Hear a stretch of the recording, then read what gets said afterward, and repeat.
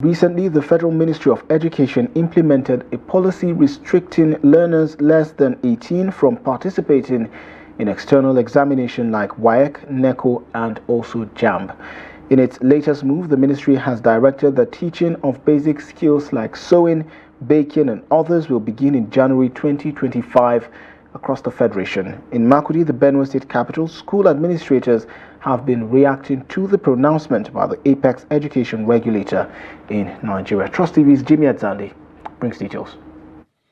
The skills acquisition programs, according to the Federal Ministry of Education, are targeted at learners at the basic levels, namely Basic 1 to 9 or Primary 1 to JSS 3.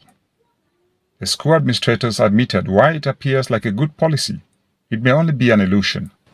It should be all modalities set on ground.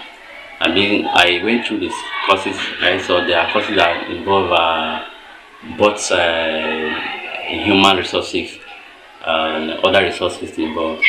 So if the resources are not put in place, I don't think that would be achievable. And those days, those people, the divisional engineer will be a diploma holder.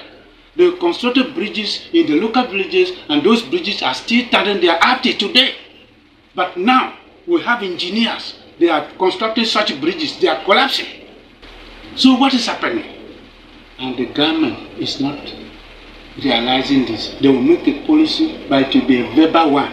No actual implementation. That is the problem. If we are informed by the mother ministry in the state, that is the Ministry of Education, we will know what to do. But on a general note, I can see it's a very welcome development. They argue that most times the plan of government does not take into account the fact that most schools are privately owned and are constitutionally in operations. They also underscore the importance of the skills acquisition program if properly introduced.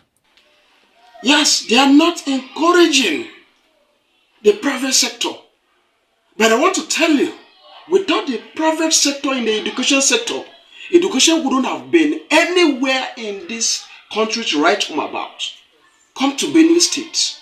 How many government-owned institutions do we have? It's a welcome development.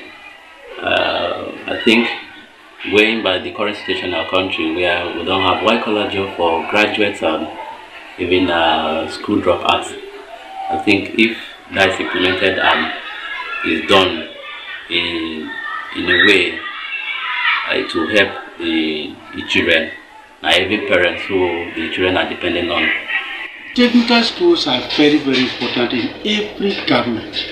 If you look at what is obtainable in advanced countries like UK, USA, France, and the rest, and even upcoming countries like Brazil, India, China, if you look at their technological literacy level, if you look at the people that are literate, like the advanced countries, they have from 25% to over 30%. With countries like China making skills acquisition a basic component of education, it is expected that this proposal will be effective to dissuade the hitherto over dependence on paper qualification in Nigeria and encourage self-reliance and employment opportunities for Nigerians.